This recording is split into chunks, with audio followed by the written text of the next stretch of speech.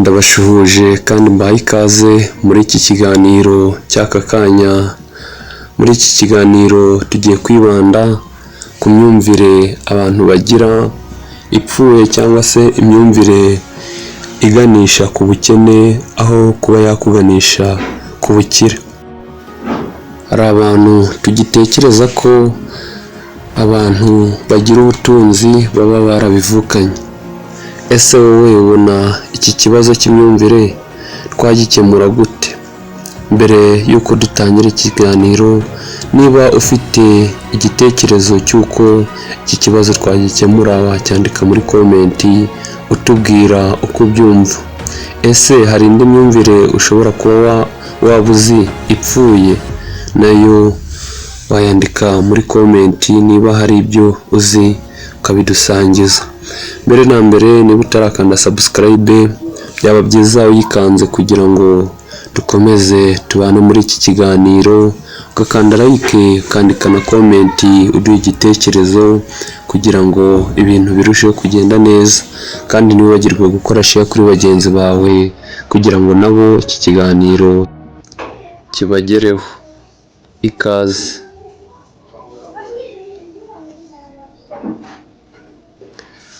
Abantu benshi muri iyi si tuba twaravukiye mu bakene, twaravukiye ahantu hadateye imbere, ubwo natwe tugahita twiyumvisha ko niba twaravukiye ahantu hadateye imbere natwe tutazigera dutera imbere. Iyo nk'uko twatangiye tubivuga ni imyumvire ipfuye. Tuzi ingero z'abantu benshi bagiye batera imbere ariko atari ukuvuga ko bavukiye mu butunzi bwinshi. Buriya gutera imbere ntibisaba kuba waravukiye mu bakire cyangwa se ahantu hari ubutunzi. Rimwe na rimwe akenshi ubukire buturuka mu mutwe, mu bitekerezo ufite no mu bumenyi ufite. Hari igihe utekereza ko igihe wavutse uri umukene ugomba gupfa uri umukene. Nk'uko twabivuze, iyo ni imyumvire ipfuye. Iyo umuntu yihaye ingamba, agafata ingamba ku giti cye akavuga ati ngiye kwikuramo imyumvire ipfuye, arakora kandi agatera imbere. Gusa ibyo byose bitangirira mu kwihugura, kwiga no kuba wagira icyo wiyungura ubwawe.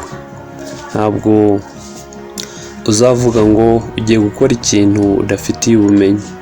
Rimwe na rimwe tuzi abantu bagiye batangira ku tuntu duke bikarangira babaye abakire. Twafatamo ingero nyinshi, dufite abakire benshi mu Rwanda bagiye batangiza utuntu duke nka Sina Gerard, hari n'abandi benshi. Hari n'umunyafurika nigeze kubabwira urwana mu bintu bya boxing, yatangiye ari umuntu utwara amabuye bisanzwe cyangwa se umena amabuye ano bubakisha, ariko ubu ni icyamamare ku isi. Kubera ikintu uko yumvishe ko iyo myumvire ipfuye atagomba kuyigira, ahubwo agomba kumva ko agomba gukora kugira ngo atere imbere.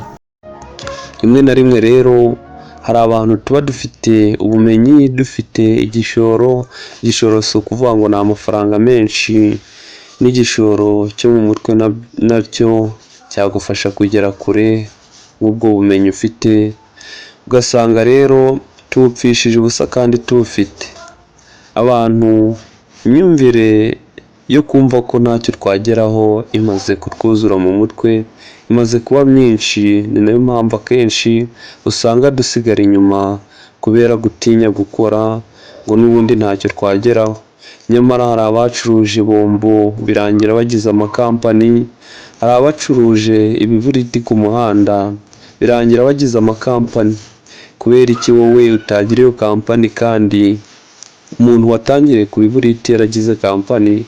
Si ukuvuga ko yavukiye mu bantu bafite amafaranga menshi cyangwa se bafite ubutunzi bwinshi, ahubwo ni imyumvire yahinduye ubundi nawe arakora yiteza imbere.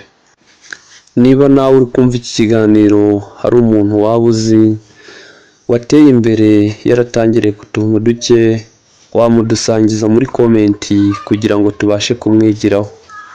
Gusa icy'ingenzi aba ari uguhinduka tukumva ko ibintu byose tubishoboye, tukumva ko icyo twifuza twakigeraho, tukareka imyumvire twita ko ipfuye kuko ariyo idusubiza inyuma, igatuma tudakora, igatuma ducika intege. Nyamara hari igihe akenshi twigereranya n'abandi ugasanga nabyo ni ibintu biri kudusubiza inyuma. Ikintu cyo kwigereranya n'abandi ukumva ko niba umuntu afite kampani nawe wagakwiye guhita uyigera. Nyamara ukwiye gutekereza ko igihe yatangiriye ari kinini kugira ngo agire iyo kampani, nawe wikumva ko iyo kampani wayigeraho icyumweru kimwe cyangwa se ukwezi kumwe. Nawe ukwiye gukora. Akenshi bantu bategura imishinga y'igihe kirekire niba usanga bateye imbere kubera ko baba barayipanze neza, bagategura ibintu byose ku murongo kugira ngo iyo kampani izabashe kuramba. Kandi koko ibyo byose babigeraho. Aremera akavunika mu myaka 5 cyangwa se 10, ariko bikarangira iyo kampani ibaye iy'ubuzima bwe bwose, imugaburira, imutunga, imuha buri kimwe akeneye. Ariko wowe wumva ko ushobora kuba wagira amafaranga mu munsi umwe ugahita ukira, kandi ibyo ntibyashoboka. Rero icyo dukwiye kwigira muri iki kiganiro ni ukumva ko tugomba kureka ibyo byose bituma twumva ko tudashoboye, ibyo byose bituma twumva ko ntacyo twageraho, ahubwo twumva ko tugomba gukora tugatera imbere, tukubaka ubuzima bwacu. Ndabashimiye mwe mwese twabanye muri iki kiganiro. Iyi ni Marembo TV ibagezaho ibiganiro byiza. Niba utarakanda subscribe byaba byiza ukanze ugakanda like, ukandika na comment uduha igitekerezo. Ntibibagirwe gukora share kuri bagenzi bawe kugira ngo nabo iki kiganiro kibagereho. Murakoze, tuzasubira ubutaha, ntimuzacikwe n'ikindi kiganiro tuzabagezaho. Bye bye.